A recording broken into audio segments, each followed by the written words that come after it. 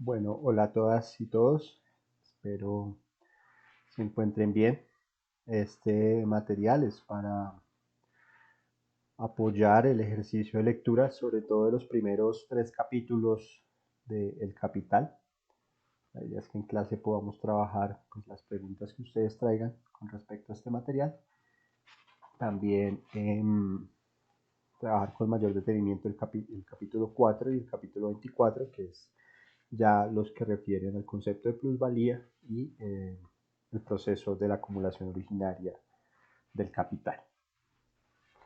Eh, pues como ustedes habrán visto, quienes ya iniciaron su lectura, Marx propone entender el capitalismo o más bien eh, denota que nuestro primer contacto con el capitalismo a un nivel, llamémoslo empírico, a un nivel fenoménico, es a partir de la realidad de la mercancía y de lo que él denomina un régimen de mercancías en proceso permanente de circulación, de intercambio y de producción. Y con esto lo que Marx está denotando no es solamente cómo identificar un rasgo distintivo específico del capitalismo, que es la existencia de mercancía, sino también el carácter histórico que tiene la mercancía y que tiene el mercado en particular, e igual ocurrirá pues con todo el conjunto ya de relaciones sociales y de conceptos adicionales asociados al capitalismo, como el concepto de plusvalía, de trabajo asalariado, el mismo concepto de capital, el concepto de masa de dinero, el concepto de número de rotaciones, en fin, todos estos conceptos aluden a un tipo específico de régimen social, a un tipo específico de modo de producción, y lo central en esto, en clave de nuestros análisis, por ejemplo, en antropología económica, es entender o apropiar que cuando hablamos de mercancía hablamos de un conjunto de relaciones sociales que constituyen el concepto, que constituyen un concepto que además remite a una realidad histórica y socialmente situada, y que por tanto ampliar el concepto mercancía a otros modos de producción o ampliar el concepto mercado o el concepto plusvalía, el concepto trabajo asalariado, es incorrecto epistemológicamente, inclusive podríamos decir es etnocéntrico, pero además cumple o tiene una consecuencia política en términos de legitimar el orden social actual al plantear que la sociedad tiende a construir ese orden. Me explico. Cuando, por ejemplo, en arqueología vemos ciertos análisis que nos proponen entender el proceso de intercambio de productos en las sociedades precolombinas como constitutivas de un mercado, lo que estamos diciendo de manera implícita es que el mercado es un fenómeno natural o es un fenómeno inherente al proceso de organización social que responde a una propensión al intercambio y que por tanto el mercado actual es una configuración de un fenómeno que es natural, que es legítimo, que deviene del mismo proceso de organización social. Es decir, que es un proceso transversal, que es un proceso que no puede ser eludido, que la historia demuestra que el mercado ha existido desde siempre, que la mercancía ha existido desde siempre y que por tanto el orden social vigente es un orden con un grado de legitimidad y de inevitabilidad, como lo demostraría la existencia de mercados en otros modos de producción. Pero lo que Marx propone es que si llenamos de contenido el concepto mercado, llenamos de contenido el concepto mercancía y lo caracterizamos adecuadamente, vamos a encontrar con que la mercancía surge y se desarrolla en un tipo de sociedad específico, y que una vez esa sociedad desaparezca, pues también va a desaparecer la mercancía o va a desaparecer el mercado. Y con esto, o mejor, esto no es sinónimo de afirmar que la inexistencia del mercado significa también la inexistencia de intercambio de productos, ¿sí? Lo que significa más bien es que el mercado es una configuración particular del proceso de intercambio de productos. o que la mercancía es una configuración particular del proceso de producción de objetos o de objetos en tanto realidades externas al sujeto que satisfacen necesidades humanas. ¿Sí? Y eso es un debate clave en la antropología económica.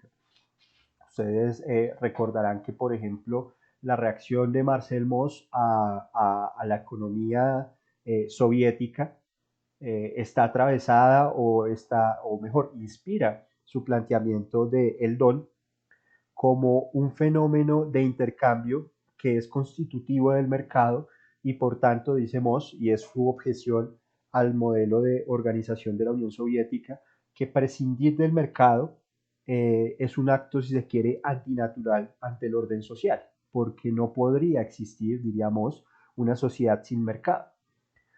Desde luego que aquí hay una definición de mercado demasiado gaseosa que de facto lo que implicaría es que es imposible pensar un modelo de sociedad que no esté basado en el intercambio de propietarios privados sobre los productos generados o derivados de la actividad humana socializada. ¿Sí? Es decir, es un error que es muy común, insisto, en antropología económica. Ustedes van a encontrar textos que hablan de comercio en sociedades no capitalistas que hablan de mercancía, en sociedades no capitalistas que hablan de trabajo asalariado, en sociedades no capitalistas que intentan leer la organización social del trabajo a partir de conceptos de la economía vigente, de la economía neoclásica, y más allá de un problema de imprudencia conceptual epistemológica, lo central, en opinión de Marx, es cómo este uso descontextualizado de los conceptos legitima el orden social existente y cierra la posibilidad a pensar formas diferentes de organización social al eternizar las categorías económicas. Entonces, cuando hablamos de mercancía, cuando hablamos de mercado y estamos hablando desde Marx o desde la obra de Marx, estamos hablando del capitalismo. ¿Sí? Y difícilmente podremos extender estos conceptos a otros órdenes sociales.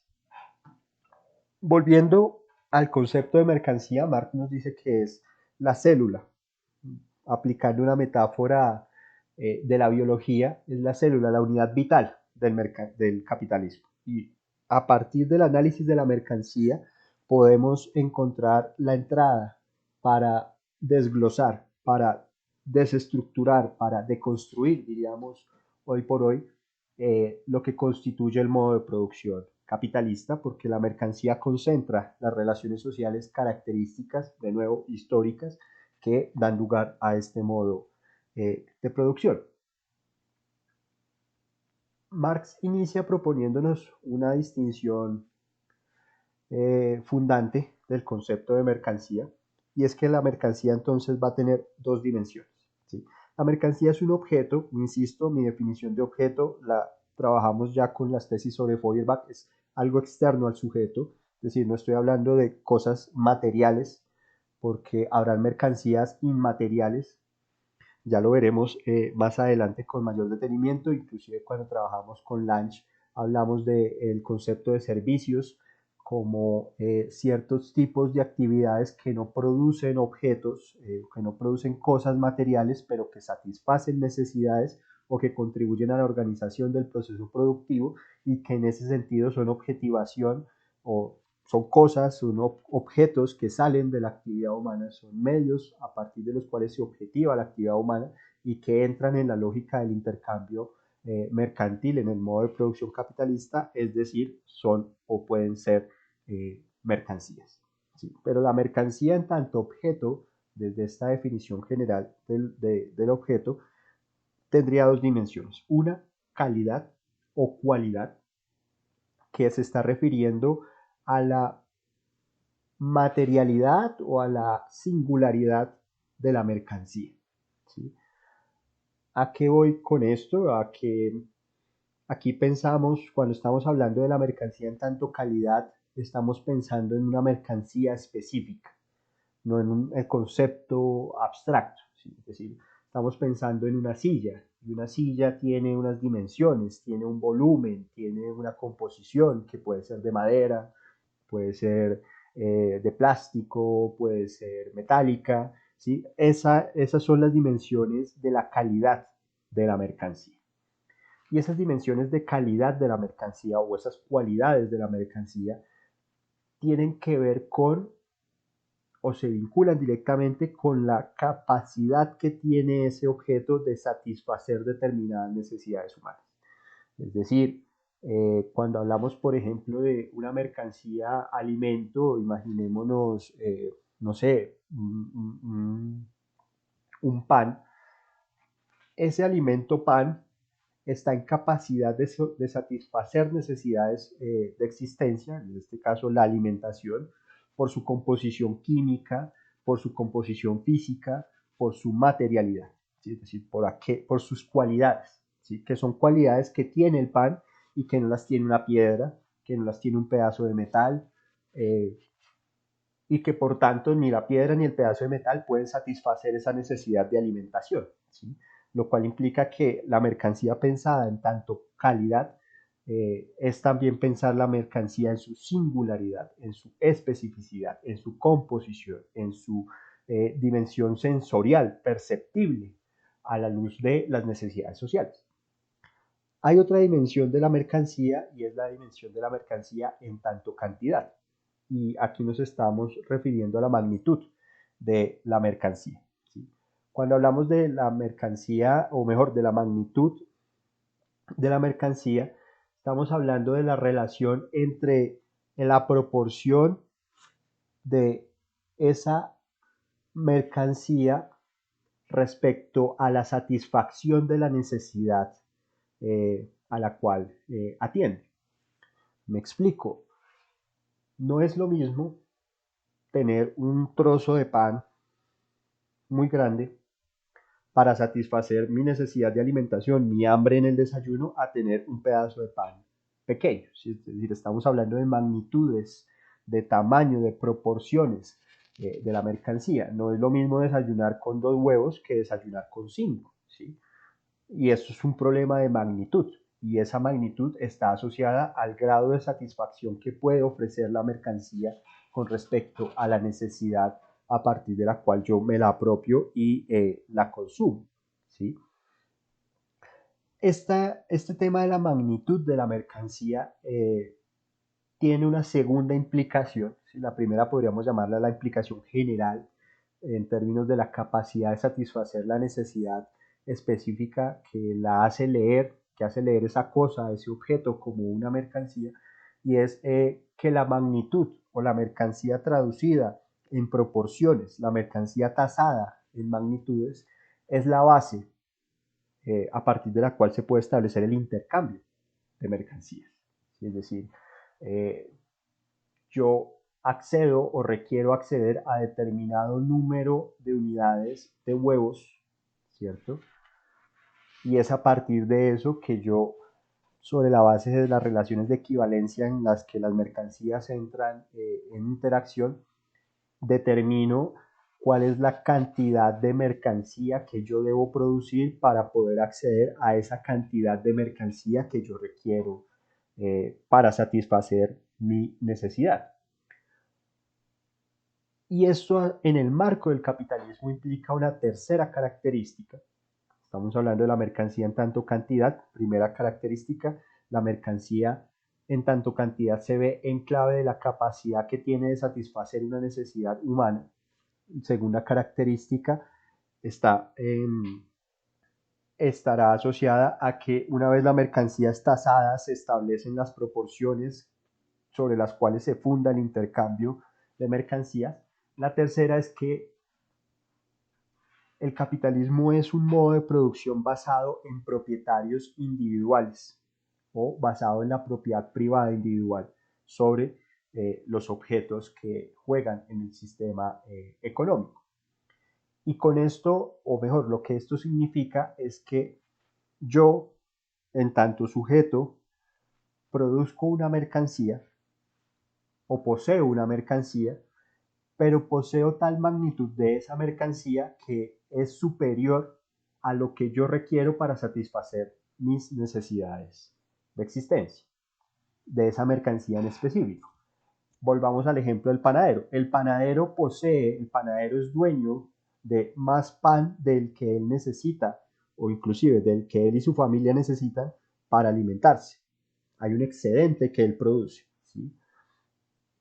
Por otro lado está el granjero, que produce más huevos de los que él puede requerir para satisfacer su necesidad de alimentación. Pero el panadero es propietario del pan y el granjero es propietario de los huevos. El granjero y su familia requieren pan y el panadero obviamente requiere huevos, bien sea para producir más pan o para alimentar a su familia. Es en ese carácter de propietarios individuales de mercancía que establecen relaciones sociales entre sí en lo que se funda la lógica del intercambio o de la circulación de mercancías en el capitalismo. Es decir, el proceso tiende a configurar y a individualizar la producción a un grado tal que cada individuo en su singularidad es a su vez propietario de un tipo de mercancía y solo de ese tipo de mercancía, y ese sujeto produce más mercancía de la que requiere para su supervivencia, pero como solo produce eso, requiere de otro sujeto que es también productor de una mercancía en una magnitud mayor a la que él requiere para satisfacer sus necesidades de existencia, requiere de ese otro para acceder a su mercancía a cambio de entregar la que él tiene. Es decir, el panadero requiere del granjero de modo tal que él está dispuesto a ceder pan para acceder a huevos, porque él por sí mismo no puede producir huevos y pan, ¿sí? Y lo mismo ocurre con el granjero produce huevos, no está en capacidad, no tiene la propiedad de medios de producción para producir pan, por tanto él requiere producir más huevos para intercambiarlos y con eso acceder al pan que requiere eh, para poder vivir. Y es en eso en lo que consiste esa lógica de propietarios individuales. Quienes no poseen ningún medio de producción poseen un tipo de mercancía especial y es la capacidad de trabajar.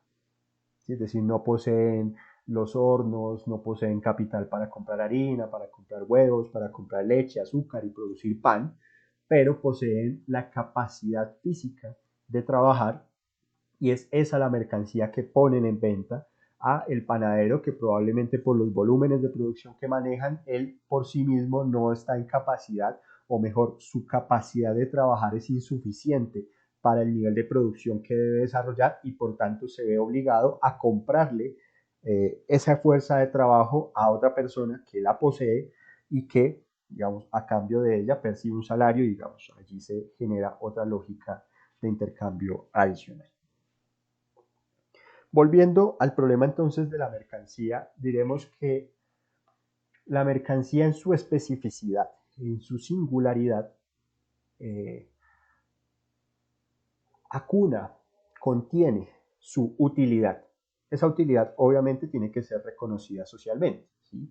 Aquí juega un papel la cultura bastante importante, insospechado para Marx, pero sabemos que hay una serie de alimentos, por ejemplo, que podrían satisfacer las necesidades, por ejemplo, de proteína que tiene el ser humano, pero que igual no son consumidos, ¿sí?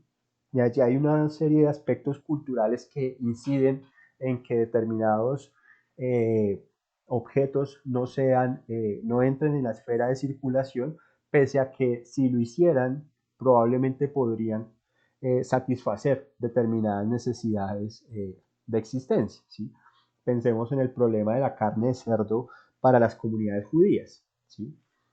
Es decir, allí hay una restricción cultural que incide en que la carne de cerdo en una comunidad judía no puede convertirse o no entra en la esfera de circulación porque su utilidad no es reconocida socialmente, ¿sí? Puede que en un análisis físico-químico de la carne de cerdo, pues sabemos que igual puede suplir la demanda de proteína del cuerpo humano, pero pues allá hay una restricción cultural que incide en que esto no ocurra. Lo mismo puede pasar, por ejemplo, con la carne la carne de caballo, ¿sí? Que legalmente no puede ser distribuida, pero pues hemos visto los casos donde inclusive en el marco de la corrupción de este país, pues se ha distribuido carne de caballo a niñas y niños de programas de alimentación escolar, que pues, digamos, no, digamos, en ese sentido ha suplido su necesidad de proteína, pero que pese a eso no es reconocido socialmente como un producto válido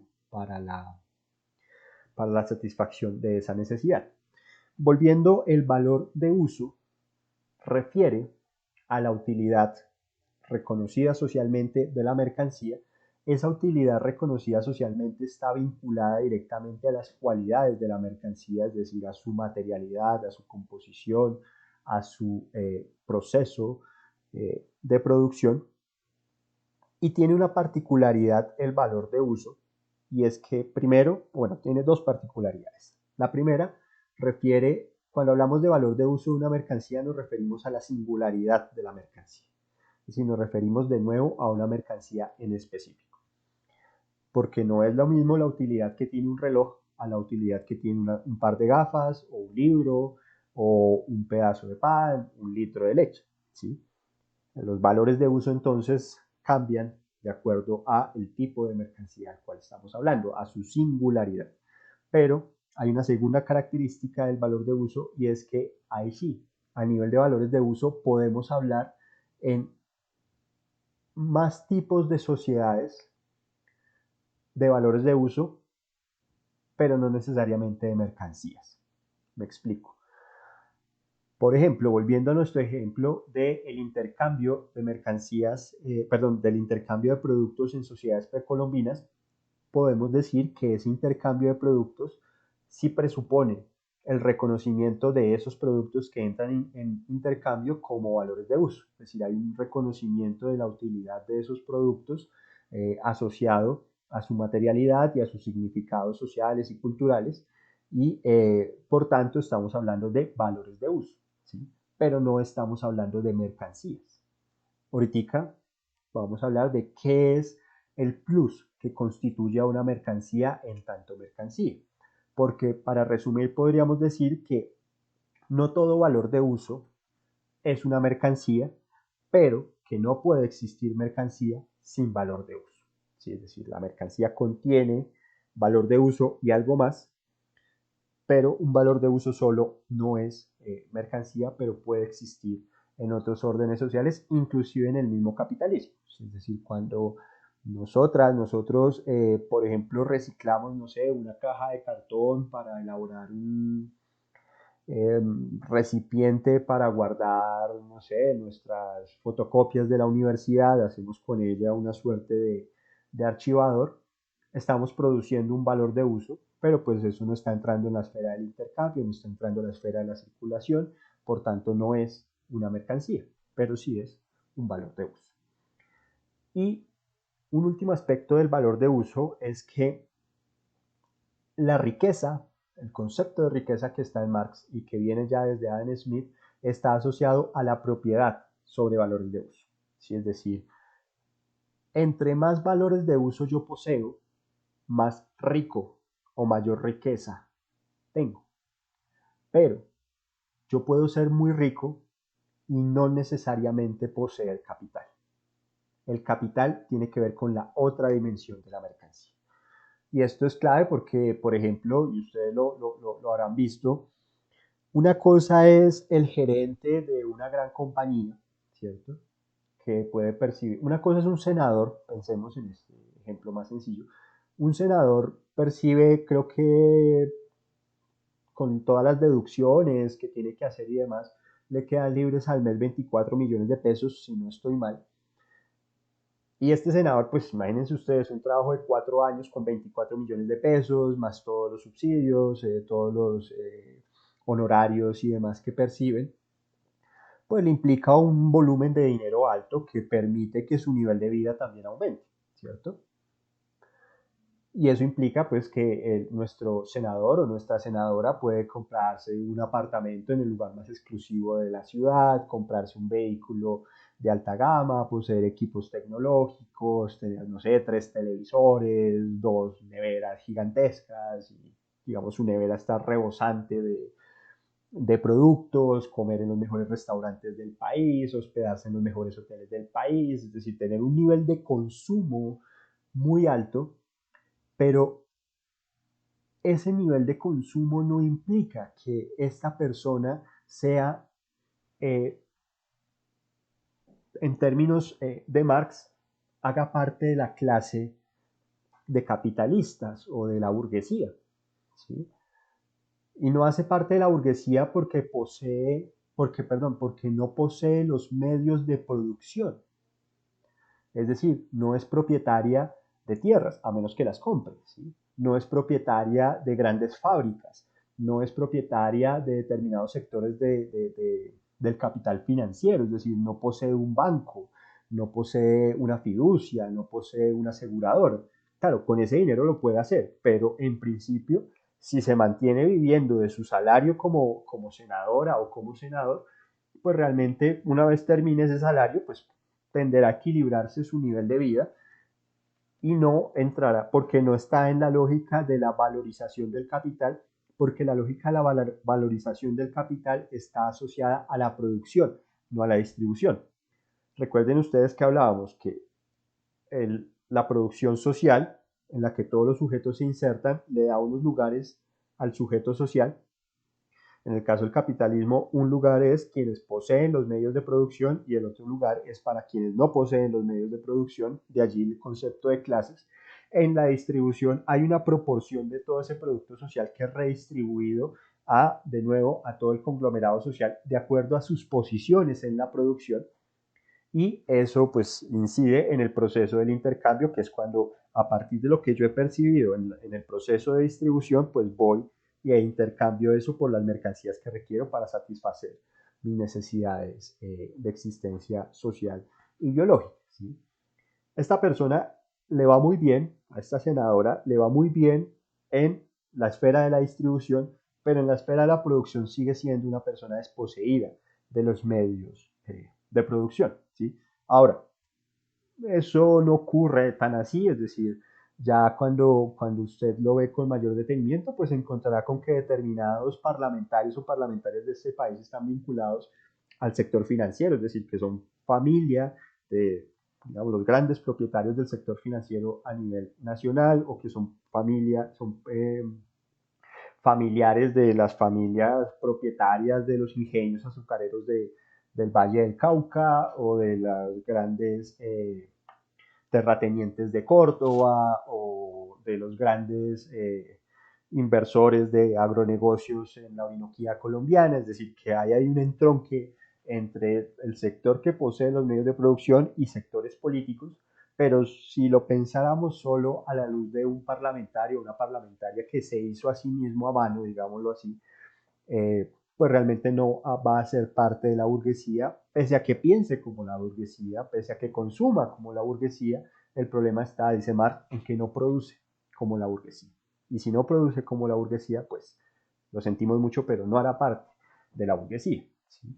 Eso desde el concepto de clase de Marx, ¿sí? Y entonces esta persona, este senador, esta senadora es rico, posee riqueza, pero no, el hecho de que posea riqueza no significa que esté en capacidad de producir capital, de acumular capital.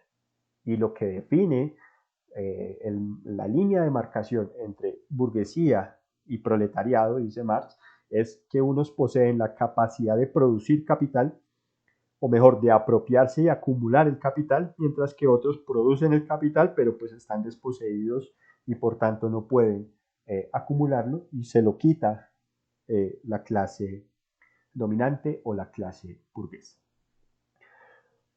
Volviendo al problema de la mercancía, y antes de entrar al problema del valor, podríamos decir entonces que yo produzco una mercancía, ¿cierto? La produzco a un nivel mayor de lo que requeriría para satisfacer mi necesidad de existencia.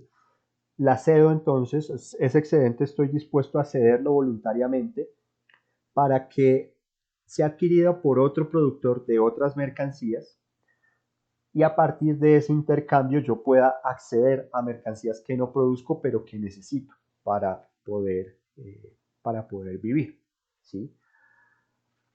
Entonces todo arranca con que yo soy propietario de este teléfono, ¿cierto? O sea, acá hay propiedad, esta es mi propiedad, este teléfono es mi propiedad. Cuando yo lo llevo al mercado y lo pongo en venta, estoy enajenándolo, es decir, lo estoy haciendo extraño a mí, ¿sí? Porque ya no es mi propiedad, está allí en un punto, diría Víctor Turner, liminal. Es y no es mío, está en ese proceso de transitar, se está haciendo extraño a mí. Cuando llega otra persona y compra ese teléfono, el teléfono termina ese proceso de enajenación. ¿Por qué? Porque en el momento en que es comprado se convierte en propiedad de otro, ¿sí? Ahí termina su proceso de enajenación. Pero cuando yo lo he vendido, esa persona que me lo compró hizo el mismo proceso, enajenó, imaginémonos que me pagó con un computador, entonces enajenó su computador y ese su computador ya no es su computador, ahora es mi computador. ¿Sí? Y ese mi celular ya no es mi celular, es su celular. Y en ese proceso de cambio de lugar se dio una lógica de enajenación de la propiedad. ¿Sí? Pero esa enajenación de la propiedad termina en el momento en el que se ha reubicado, ya ahora de una manera inversa, la propiedad mía que pasa a ser propiedad de él, y la propiedad de él que pasa a ser propiedad mía. Ese es el proceso de metamorfosis, dice Marx, de la mercancía, y es al revisar en detalle ese metabolismo, dice Marx, del paso de mi propiedad a su propiedad y el paso de su propiedad a mi propiedad, que se puede captar el proceso de acumulación de capital que es característico del capitalismo. No sobra insistir que ese cambio está fundado en que yo tengo una magnitud de este celular y es que este celular es una unidad, ¿cierto? Es decir, la dimensión de la mercancía en tanto cantidad, pero además también está asociado a que este celular es reconocido socialmente como un objeto que satisface unas necesidades sociales. Y yo también he reconocido como parte de la sociedad que ese computador que me van a dar por este celular satisface una serie de necesidades sociales que yo tengo y por tanto estoy reconociendo su valor de uso y quiero acceder a ese valor de uso cediendo el valor de uso de lo que poseo. Pero lo que dice Marx en este punto es, bueno, ¿por qué? O mejor, ¿qué permite hacer ese cambio? Es decir, ¿qué convención social ha derivado en que yo me sienta satisfecho por un computador a cambio de mi teléfono? ¿Sí? Es decir, ¿en qué se basa la equivalencia? Debe haber algo común entre ese computador y mi celular para que yo esté dispuesto a entregar mi celular y me sienta satisfecho porque me dan un computador del mismo modo que quien recibió mi celular está satisfecho por él y tan satisfecho está que cede su computador en cambio, ¿cierto?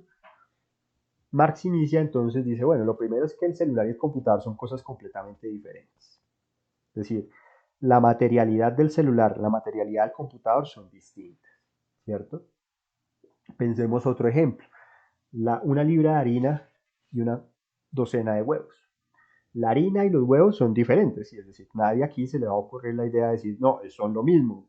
No, no son lo mismo. Una libra de harina es una cosa distinta de una docena de huevos. Inclusive sus magnitudes son distintas porque la magnitud de la libra de harina está definida en función del peso, mientras que la magnitud de la docena de huevos está definida en función de las unidades, ¿cierto? Entonces, tampoco es que se pueda, es decir, si yo intercambio una libra de harina por 12 huevos, no lo estoy haciendo porque tengan la misma magnitud, porque una está en gramos y el otro en unidades, ni lo estoy haciendo porque tengan la misma materialidad, porque pues la harina es una cosa diferente de lo que son unos huevos. Lo que dice Marx es, igual el intercambio se hace, y si el intercambio se hace, lo que debemos buscar es un tercer término que es el que hace comparable e intercambiable la libra de harina por la libra de huevos. ¿Sí? Entonces Marx retoma sus elementos de la contribución a la crítica de la economía política y dice, todo es producido socialmente. Por tanto, esa libra de harina es producida o mejor, objetiva un tipo de práctica social. ¿Cuál? Pues la práctica del molinero, ¿sí? Porque quien produce harina es un molinero. Si el panadero no produce harina, el panadero produce pan. El carpintero produce muebles, no produce harina. Es decir, hay una objetivación de un tipo específico de práctica humana en la harina y es la actividad del molinero. Mientras que la cubeta, bueno, la docena de huevos es producida por otro tipo de práctica social específica y es la práctica del granjero. La mercancía harina y la mercancía docena de huevos son objetivaciones de esa práctica, es decir, son formas en las que se manifiesta ese tipo de práctica social, son resultados de esos tipos de actividad específica. Y en ese sentido son comunes, en que son resultado de prácticas sociales, pero lo que Marx dice es, a este nivel de análisis estoy todavía, no puedo comparar, porque no es lo mismo, la actividad del molinero con la actividad del granjero, son completamente diferentes. Entonces, puedo, por aquí va la cosa, pero no está a este nivel. Es decir, si yo digo que lo que permite comparar ambas cosas es que son producidas socialmente, pues voy a encontrarme con el problema de por qué entonces es comparable o sobre qué base se hace equivalente el trabajo de un molinero con el trabajo de un granjero cuando son trabajos completamente distintos. ¿Sí? Metámosle más complejidad al asunto y digamos qué me permite a mí hacer comparable el trabajo de un granjero o de un campesino con el trabajo de un ensamblador de computadores. ¿Sí? Es decir, ahí hay unas dimensiones completamente diferentes en la naturaleza de los trabajos. ¿Sí? Entonces Marx dice, bueno, no es por la materialidad de la harina y los huevos, ya hemos dicho que son distintas, tampoco es por la magnitud en la cual se mide la harina y los huevos, no es por ahí, tampoco es por el tipo de actividad social específica que da origen a la harina y a los huevos. Marx dirá, tratemos de desprendernos un poquito, tratemos de abstraer más, es decir, de destilar más estos conceptos, a ver si encontramos la solución. Y lo que Marx dice es, bueno, si nos desentendemos de ese carácter específico de la actividad, de ese carácter específico de la materialidad y de ese carácter específico de la magnitud, lo que vamos a encontrar es que la libra de harina y la docena de huevos son resultado del trabajo humano. Y cuando hablaba de la abstracción, fíjense ustedes que ahora Marx está poniendo lo común en términos de trabajo humano. Trabajo humano, no está hablando de molineros, ni de granjeros, ni de harina, ni de huevos. Eso le es indiferente a este nivel de análisis. Todo es resultado de trabajo humano, de gasto de energía física, ¿sí? Que se materializa en unos hacen pan, otros cuidan gallinas y sacan huevos, otros ensamblan computadores, otros dictan clase. Eso, digamos, de momento Marx dice, dejemos eso de lado. Todas esas cosas al final, en últimas, en su mayor nivel de abstracción, son formas de trabajo humano, son desgaste físico de energía del sujeto, ¿cierto? Es decir, es trabajo humano, de lo cual Marx entonces va a proponer una distinción. ¿Sí? La distinción consiste en trabajo humano concreto, y el trabajo humano concreto es el del molinero, el del panadero, es decir, aquel que es específico y aquel que se objetiva en valores de uso. ¿Sí? Eso es trabajo humano concreto, trabajo humano singular, trabajo humano pensado fenoménicamente, ¿sí? Es decir, el trabajo de la persona que es docente, el trabajo de la ingeniera de la química farmacéutica, el trabajo de la ingeniera civil, el trabajo del granjero, ¿sí? Eso es trabajo humano concreto. Y ese trabajo humano concreto se objetiva en medicamentos, en puentes, en clases, en panes, en huevos, en leche, ¿sí? En valores de uso. Y hay otra dimensión del trabajo y es el trabajo humano abstracto, que es aquel que se desentiende de esas objetivaciones, de esas singularidades y que se ubica a un nivel más general, más transversal a todo tipo de actividad humana inserta en la cadena productiva. Eso es trabajo humano abstracto. Y ese trabajo humano abstracto tiene una magnitud. Y esa magnitud es el tiempo mediante el cual es ejecutado, es desgastado, es traducido en transformación, en energía, ese trabajo humano abstracto. ¿Sí? Fíjense que al ponerlo en estos términos yo ya establezco una base de comparación general a todas las mercancías. Y es que si yo entiendo que todas las mercancías son resultado de trabajo humano abstracto y ese trabajo humano abstracto lo empiezo a medir en tiempo y para eso utilizo la convención normal, perdón, la convención social del tiempo en la modernidad, segundos, minutos, horas, días, semanas, años, lustros, siglos, milenios, ¿cierto? Yo establezco esa es la magnitud del trabajo humano abstracto, entonces yo ya puedo traducir las mercancías a tiempo de trabajo socialmente necesario para la producción de cada uno. Volviendo a nuestro ejemplo, entonces cuando yo digo que una libra de harina la intercambio por una docena de huevos, estoy diciendo de manera implícita que el gasto de trabajo humano abstracto inserto en producir una libra de harina es igual al tiempo de trabajo humano abstracto que requiere producir esa docena de huevos. Y suponiendo que para producir una libra de harina yo requiero 3 horas de trabajo, eso significa que lo que hace equiparable, equivalente la libra de harina con la docena de huevos es que ambas implican 3 horas de trabajo. Y lo que yo estoy haciendo en última instancia cuando intercambio esa libra de harina por esa docena de huevos es dar 3 horas de mi trabajo a cambio de 3 horas de su trabajo, que están objetivadas en actividades, en trabajos humanos concretos, cada uno de los cuales juega un papel en la configuración de las necesidades sociales de existencia. ¿Sí? Esto es clave porque en esto consiste el problema de la teoría valor-trabajo. ¿Sí? Es decir, el gran punto de Marx, la gran contribución de Marx a la economía política es haber encontrado o haber distinguido el trabajo humano abstracto como con el trabajo humano concreto, el valor de uso de otro concepto que es el que vamos a entrar ahorita a mirar, y es el concepto del valor. Les decía hace un momento que qué hace distinta la mercancía de otro tipo de productos que se intercambian a lo largo de la historia de la humanidad y les planteaba que toda mercancía tiene valor de uso, ¿cierto? Pero tiene algo más. Y ese algo más es que tiene valor. Y el valor de la mercancía es la magnitud de trabajo humano abstracto que está contenido en ello. ¿Sí? Es decir, es la proporción de tiempo de trabajo que está inserto en la producción de esa mercancía. ¿Sí?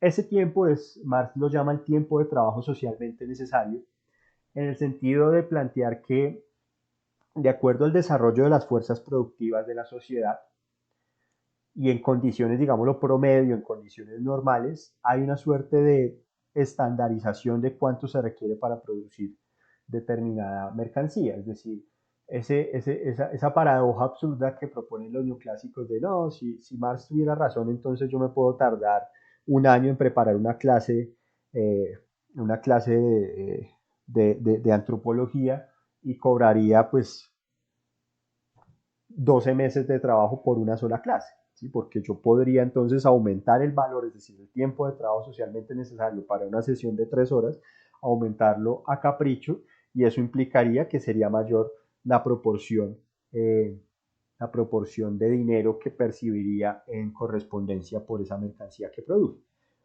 Y eso no es cierto porque como yo no soy la única persona que dicta clases, hay una suerte de convención de cuánto tiempo tarda una persona en preparar una clase de antropología y sobre esa base se tasan los valores de la hora cátedra y sobre la base de eso nos pagan a todos. Eso es un promedio. ¿Sí? Si yo me demoro un año preparando esta clase o me demoro medio día, eso es mi problema. Lo cierto es que ya hay una convención que asume o que asimila que para la producción de una hora de clase se requieren, no sé, 5 horas, 5 horas de trabajo y por tanto si la clase es de 3 horas, pues se le dará a la persona el equivalente a 15 horas de trabajo. Si se gastó las 15, bien, si se gastó 10, ganó, si se gastó 30, 40, 50, pierde el trabajador. El tiempo de trabajo ha sido definido socialmente, es decir, tiempo de trabajo socialmente necesario en condiciones normales para la producción de esa mercancía. ¿Sí? Esto lo que significa es que el trabajo es la fuente del valor, ¿sí?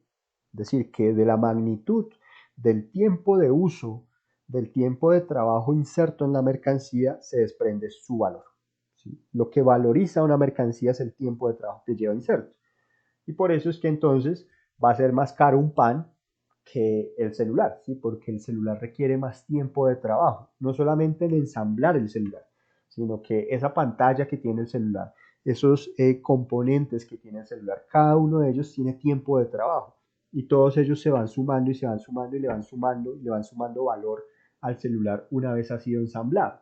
Mientras que el pan requiere menos valor, menos desgaste de energía en su producción y por tanto su valor es menor con respecto a un bien o una mercancía de alta complejidad. ¿Sí? Fíjense ustedes, por ejemplo, todo el mundo dice, no, pero ¿por qué Colombia es un país tercermundista? Pues porque Colombia coge y saca el barril de petróleo y lo empaca no sé, en un buque y lo exporta así, tal cual, empacado en un barril. ¿Sí? Mientras que otros países cogen ese barril y le agregan valor, es decir, convierten ese barril de petróleo en computadores, en gasolina, en 20.000 mercancías adicionales, es decir, le agregan valor, le agregan tiempo de trabajo. ¿Sí? Mientras que aquí simplemente lo sacamos de la tierra, lo empacamos y lo mandamos fuera del país. También enviamos sacos de café, ¿sí? Enviamos racimos de banano, es decir, enviamos la mercancía en un primer nivel de producción, no le agregamos valor, no la transformamos, lo cual implicaría mayores tiempos de trabajo, lo cual a su vez aumenta su valor y abre la posibilidad de la valorización de la mercancía, lo cual incidiría en un proceso de industrialización nacional. En fin, no, eso no pasa aquí. Sacamos materias primas y las enviamos tal cual hacia afuera para que otros las transformen, le agreguen mayor valor y pues obviamente perciben mayores niveles de ingreso como sociedades y mayores niveles de industrialización y desarrollo de tecnología. ¿Sí? Es lo mismo a una escala nacional o internacional que lo que puede ocurrir al interior de pues una escala menor del sistema productivo. ¿Sí? Volviendo, el valor, ¿sí? El valor es la magnitud de trabajo humano abstracto inserto en una mercancía. El valor es una característica específica del capitalismo. Es decir, sin capitalismo no puede existir formación de valor. En otros modos de producción, la lógica del intercambio funciona con otras dinámicas. En el capitalismo, la lógica de la circulación de mercancías está basada en el valor. Y el valor emerge del proceso productivo, ¿sí? Porque el tiempo de trabajo se inserta es cuando se produce la mercancía. Y ese tiempo se realiza cuando la mercancía es intercambiada sobre un valor de cambio, pero ya vamos para ahí. Lo que quiero denotar en este momento es que el valor es una característica propia del capitalismo y que es allí, ese es el plus que una mercancía tiene y que hace de la mercancía mercancía, que la mercancía tiene valor de uso, utilidad asociada al trabajo humano concreto y tiene valor que es eh, la magnitud de tiempo de trabajo humano abstracto que está inserto en la mercancía. Esas dos características hacen de una mercancía mercancía. Si encontramos, no vamos a encontrar valores sin valor de uso. Eso no existe. Podemos encontrar valores de uso sin valor. Eso sí puede ocurrir. Pero si encontramos valores de uso sin valor, no es mercancía. Estamos o en otro modo de producción, o eso es un regalo, eso es algo que reciclamos, lo que sea, es un don, en fin. Pero si encontramos valor de uso y valor de cambio, tenemos mercancías. ¿Sí?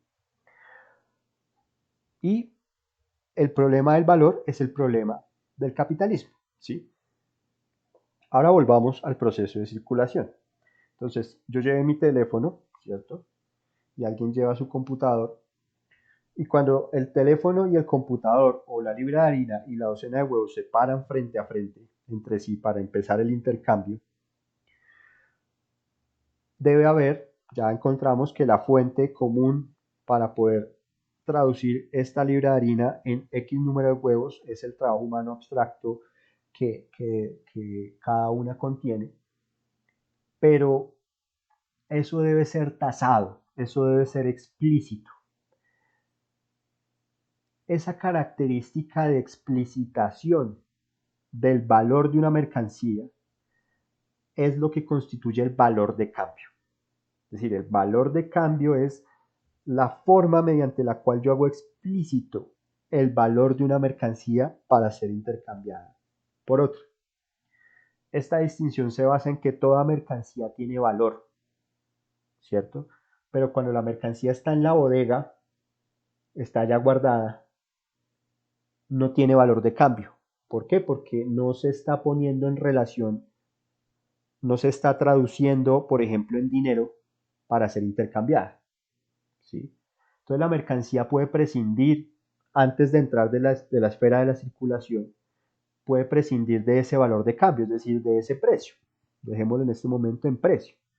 Pero nunca, nunca va a poder prescindir del valor. ¿Por qué? Porque una vez fue hecha, ya gastó energía y esa energía ya está contenida en ella. Es decir, nunca puede prescindir de su valor, pero sí podría prescindir del valor de cambio. ¿Por qué? Porque el valor de cambio emerge en el momento en que la mercancía entra a hacerse posible o hacerse eventual intercambio con otro tipo de mercancía, ¿sí? Ahora, Marx va a plantear o a abrir una pregunta y es ¿cuál es, o mejor, cómo se desarrolla la forma de mercancía? ¿Sí? Perdón, la forma del valor. Y aquí Marx va a proponer cuatro formas que son, de alguna manera, cuatro tipos de desarrollo del valor, pero esto hay que entenderlo en términos de cuatro modelos lógicos, o sea, cuatro tipos ideales, diría Weber. O sea, una tipología de formas del valor. Esto no es una secuencia histórica ni es una secuencia teleológica, es decir, esto no es una perspectiva evolutiva en la que Marx dice la primera forma de valor, ahí empezó la historia y todas las sociedades han pasado de esa a la segunda y de la segunda a la tercera y de la tercera a la cuarta y ese es el proceso natural de desarrollo social. Marx no está pensando en eso cuando lo propone, a lo sumo podría proponer eh, que esas cuatro formas él las registró a partir del análisis de la historia económica de Europa, ¿sí? Pero Marx, la verdad es que en este sentido no le interesa el debate de si esas formas de valor son universales o no, ¿sí? Ya hemos hablado de en qué consiste para Marx la idea de la historia universal y cómo la historia universal se empieza a configurar con el capitalismo y esa historia universal configurada con el capitalismo está asociada a la cuarta forma de valor. Y a Marx, que le interesa es destruir el capitalismo, lo que le interesa en consecuencia es constatar que la cuarta forma de valor sí es una forma que tiende a extenderse a nivel universal. Si las otras tres formas de valor son secuencias históricas constatables en toda la historia y además en ese orden, es un problema que a Marx no le interesa eh, a partir de sus elaboraciones. ¿Sí? ¿Cuáles son las formas? Son cuatro formas. La primera es la forma simple, ¿sí? Y la forma simple consiste en un intercambio directo de dos mercancías. Una libra de harina versus 12 huevos. Y yo recibo los 12 huevos y entrego la libra de harina. ¿Sí? Esa es la forma simple del valor. Eso significa que la libra de harina, concentrémonos en la libra de harina, vale 12 huevos. ¿Sí? Es decir, la harina expresa su valor en un número determinado de huevos. Y esto significa que cuando la harina define su valor de cambio en relación al número de huevos, se está constituyendo lo que Marx llama la forma relativa del valor. Y es relativa porque es la forma que emerge en relación de una mercancía con respecto a otra. Es decir, cuando la harina define su valor de cambio en relación a los huevos, ese definir su valor de cambio en relación a los huevos es la forma relativa del valor, ¿cierto? Por otra parte está entonces el movimiento inverso de los huevos hacia la harina. Los huevos en esta operación están sirviendo como equivalente del valor de cambio de la harina. Es decir, En este contexto, visto el intercambio de yo poseo la harina, ¿sí? O sea, desde la perspectiva de ego, yo poseo la harina, no estoy pensando en los huevos en tanto huevos, ¿sí? En su materialidad, no estoy pensando en su valor de uso, estoy pensando en los huevos en tanto ellos representan el valor de mi harina, ¿sí? En ese sentido, los huevos están jugando un papel de ser la forma equivalente del valor, ¿sí? Es una forma desconsiderada de su material, de su materialidad como huevos. Es una forma que solamente le interesa que esos huevos me digan a cuánto equivalen en su naturaleza esa libra de harina, ¿sí? Noten ustedes que este tipo de intercambios, una vez yo recibí los huevos y entregué la harina, termina, ¿sí? Y si mañana queremos hacer, hay que volver a hacer, hay que rehacer el intercambio, ¿sí? Pero además yo cogí esos huevos y si yo voy a cambiar esos huevos por leche, me toca establecer un nuevo trato con el señor o la señora que vende leche para que ella de nuevo me defina en cuánto traduce esa docena de huevos en términos de litros de leche. Es decir, hay que rehacer el intercambio. ¿Sí? Es decir, es un trato que nace a partir de esa relación bilateral harina-huevos. Una vez se hace el intercambio, muere la lógica del intercambio y si se van a establecer nuevos intercambios, hay que restablecer los términos de equivalencia y de relatividad del valor. ¿Sí? Eso es una forma coyuntural de intercambio. ¿Sí? Es lo que en antropología económica denominamos el trueque directo. ¿Sí? Yo le entrego a usted esto y usted me entrega aquello y ya, cerrado el intercambio. Si yo quiero coger lo que usted me dio e intercambiarlo con otra persona, nos toca volver a ponernos de acuerdo con esa persona porque la relación de equivalencia que yo establecí con la primera persona con la que intercambié no necesariamente es válida para establecer una relación de equivalencia con otra persona. Esa es la forma simple. Hay otra forma, segunda forma, la forma total de valor. Y esta es una forma, imaginémosla, horizontal, ¿cierto? En la cual yo tengo la libra de harina, 12 huevos, 2 litros de leche y un marcador borrable, ¿sí? O sea que una libra de harina es igual a 12 huevos, que es igual a 2 litros de leche, que es igual a un marcador borrable, ¿sí? Con esto lo que estoy diciendo es que la harina, esa libra de harina se puede expresar en X número de huevos, X litros de leche, X marcadores borrables, pero yo les decía, es una forma horizontal, ¿sí? Es decir, hay una, la harina se vuelve la forma relativa del valor con respecto a todas esas otras mercancías, pero en este tipo de intercambio la harina no establece una relación bilateral, es decir, harina huevos, harina leche, harina marcador. La relación la establece la harina con los huevos más la leche más el marcador. Es decir, es una traductora general de todas esas mercancías, pero no se intercambiaría directamente con cada una de ellas. ¿Sí? Aquí, en esta forma de valor, que es, digamos, hay ya una convención social, ¿sí? Porque estamos asumiendo que la harina me permite traducir esas otras mercancías en proporciones relativas y que esas otras mercancías pueden ser equivalentes de la libra de harina. Es decir, hay una convención en este caso en tomar la harina como el referente general de valor de cambio, perdón. Además de eso, hay una suerte de, ya está presente la magnitud de valor, es decir, el tiempo de trabajo socialmente necesario para definir esas relaciones de equivalencia, pero es un tipo que aún no se puede ampliar, ¿cierto? Porque está circunscrito a las mercancías que establecieron relación entre sí. Es decir, yo puedo intercambiar o podría traducir los huevos, la leche y el marcador por la harina, pero no podría traducir esas relaciones de equivalencia que tienen estas cuatro mercancías entre sí, no las podría establecer con un racimo de plátano o con una libra de carne. Ahí me tocaría restablecer la convención para retrasar, perdón, para trazar de nuevo las relaciones de equivalencia. ¿Sí? Entonces aquí ya hay un paquete mayor de mercancías que entran en relación entre sí, pero esa relación es cerrada a ese conjunto de mercancías que están allí vinculadas, y la relación de equivalencia entre esas primeras mercancías no es extensible a otro conjunto de mercancías, ¿sí? Esa es la forma total.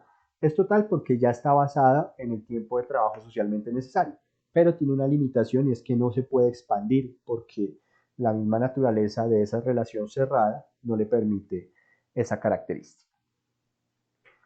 La tercera forma, Marx la llama forma general. Y la forma general ya hay una lógica distinta, es que ya no solamente es la relación horizontal, podríamos decir, hay una relación vertical.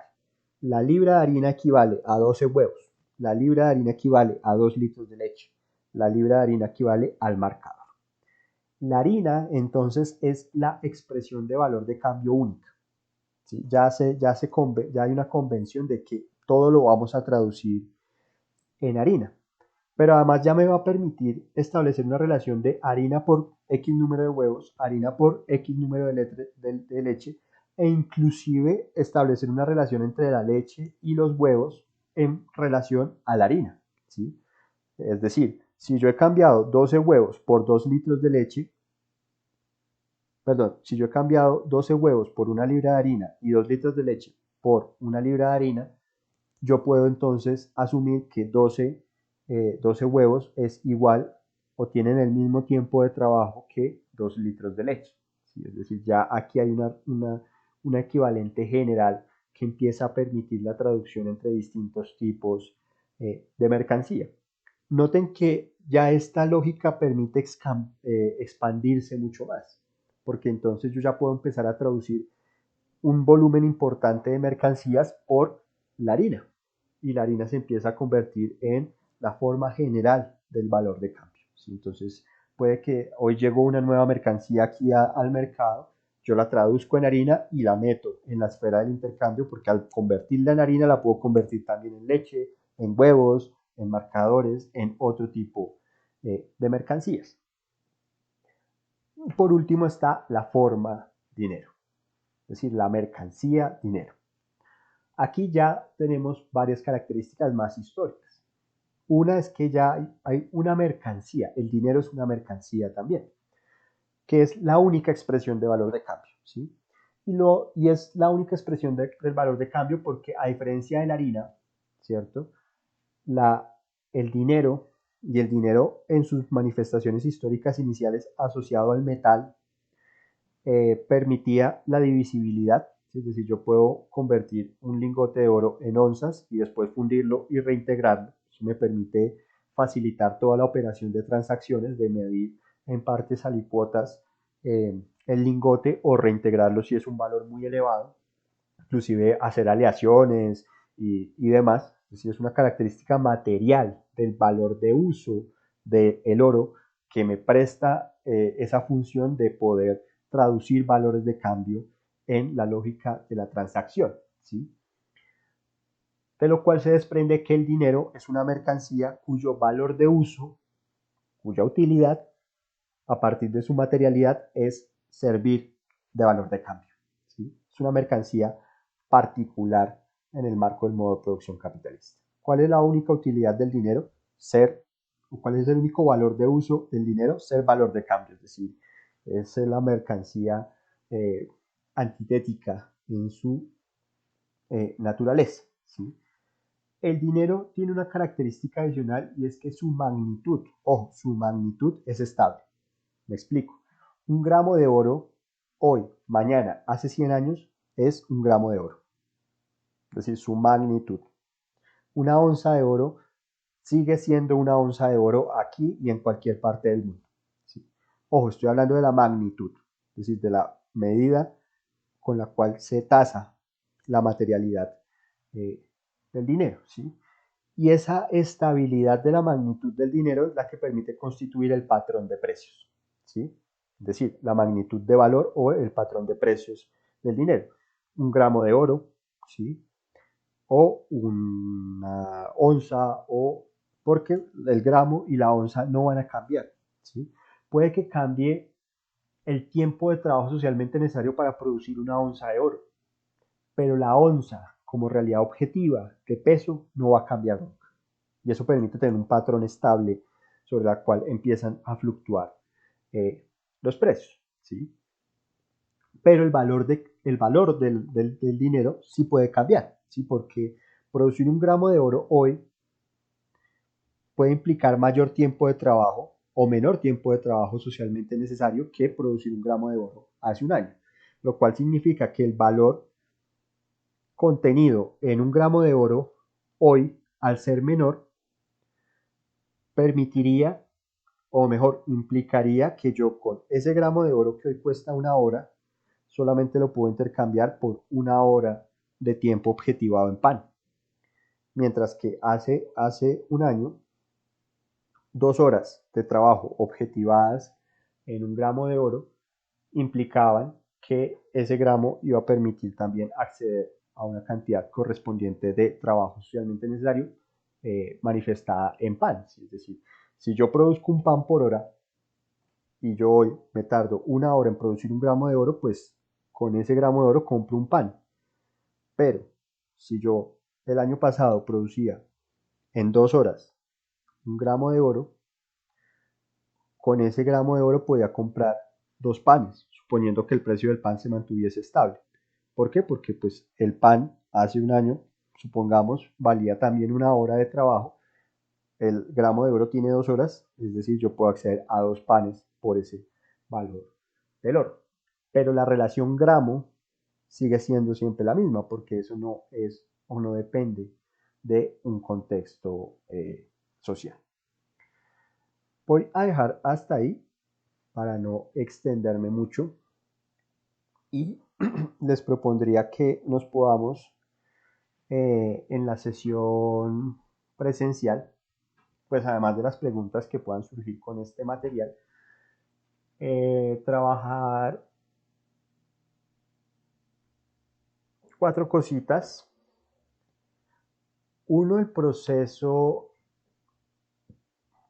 de circulación del capital, particularmente cuando Marx propone la relación entre masa de dinero, velocidad de rotación y masa de mercancías, que es el debate de la oferta y la demanda frente a la creación del valor. De allí él pasará a hablarnos de la metamorfosis, las dos metamorfosis de la mercancía, es decir, la relación mercancía-dinero y después dinero-mercancía. Allí cierra hablando entonces de lo que él caracteriza como la circulación mercantil simple y posteriormente entonces abre la discusión sobre la circulación mercantil capitalista, que consiste en una relación ya no mercancía-dinero-mercancía, sino dinero-mercancía, dinero más plusvalía. Pero, digamos, lo indico como para que ustedes puedan guiarse en su lectura y pues dejaríamos por ahí para no extenderme mucho. Que estén muy bien.